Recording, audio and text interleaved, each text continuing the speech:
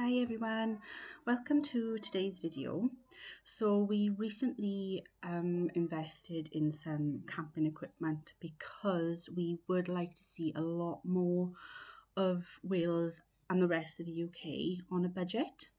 So we have gone on a few camping trips recently, and in today's video we are going to be reviewing the most recent place that we've stayed over the bank holiday weekend, which was in Woodland Camping and Caravan Park in Blean Y Coed, Carmarthen, which is in West Wales. So as you can see, this patch of field here, this is the campsite, and this was lovely and spacious. It may look small, but there was plenty of room, and the weekend we went, it was fully booked.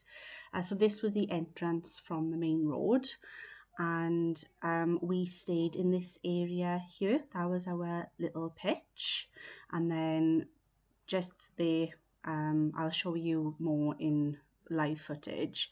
There were facilities. Every campsite was easy, you could walk to the facilities. So this is the website, Woodland Camping and Caravan Park, where you can book direct. I think you can also find it on Pitch Up as well, but you can book directly, and we paid around £20 per night, and we stayed for 2 nights on the site. We paid for electricity separate, so there wasn't a flat rate for electricity. We were charged per unit via a meter, but we used the electricity all weekend, and I think we used 78 units, which only cost £6, and that was charging devices, blowing up our earbeds, keeping our fridge on. It was, plenty, and it didn't cost a lot. So the website just gives you a lot more information on the area, and when you click on book now, you can see down the side then that they list all the facilities on the site, which was great. And they did have a kitchen area with a kettle and fridge, toaster, washing up facilities, showers, toilets. So if you didn't bring any of those, or you didn't have electricity, then that's fine. You would be able to just use those facilities then. So this is just us entering the campsite. That's the facilities building there. So they're the 2 toilets. There were also 2 toilets around the other side with the showers. And it was just lovely. The weather was great. It was plenty of space to go out and play some ball games on the field in front of your pitch. Yeah, it was just so peaceful. Even the sound of the animals didn't really keep us awake. You were allowed campfires, and this one is our own, but you could hire a campfire on site as well. So they also had those facilities if you didn't have your own. And there was a mixture of campers, caravans and tents on site. And there's our tent. So this then is the meadow right next door to the campsite, which was lovely. It was very large, and this was great just to walk around, look at the wildlife, look at the flowers. Dogs are allowed on site, so you could take your dog for a walk around here as well. It was dog friendly, and yeah, it was great having that literally right next door to the campsite. So that was so handy just to get your legs stretched. And then this footage here is us going on our walk around the meadow. We did buy a bubble wand in town for our son, which did make the walk more exciting for him. We just laid bubbles off as we went around. The meadow was very overgrown with just a path cut out around the edge, but this is due to the decline in bee population. I know a lot of farmers at the moment are not cutting unnecessary mounds of grass so that they can try and help with the increase in the bee population.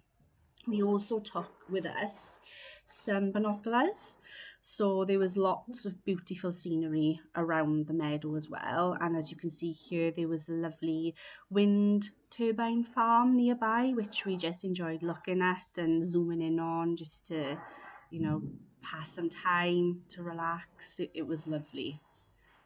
And we also, as we walked around, we also noticed this building with some, we think they were sewerage towers, but it was just cool to see.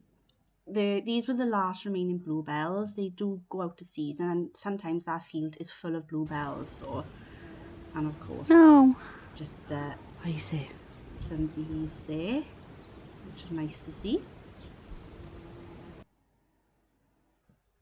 So this then shows how close the woodland walk is to the campsite as well. It was literally like a minute walk down the road, and this just shows the path then into the woodland walk.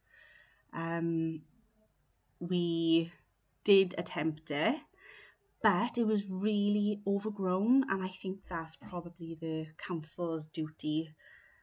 It may be because we went in May. Hopefully come the summer months in June, the council will clear the path so it's a lot more accessible.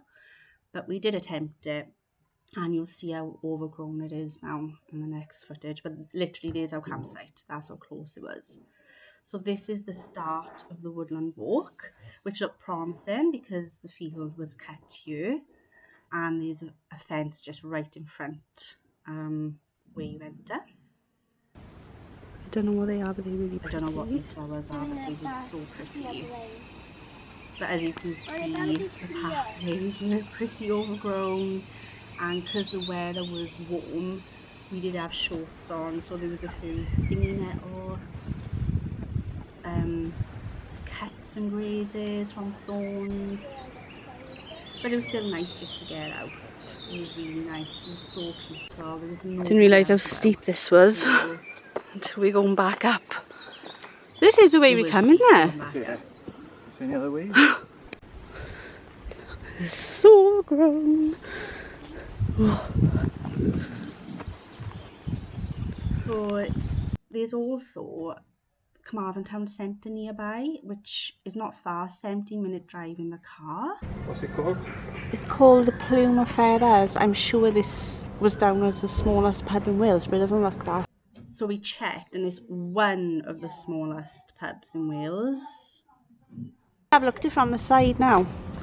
So look, you can see how narrow it is. It was very narrow, so I could see why it was one of the smallest pubs in Wales, definitely.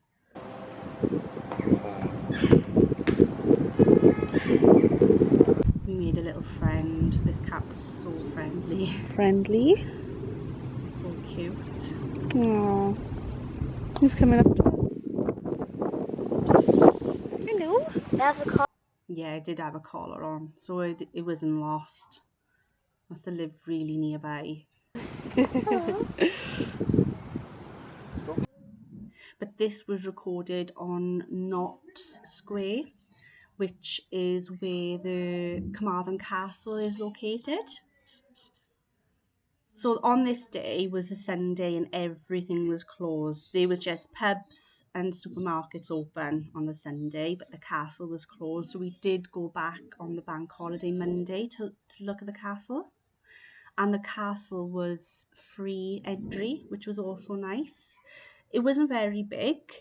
There's not much left of it, but what we did see was, it was great to see.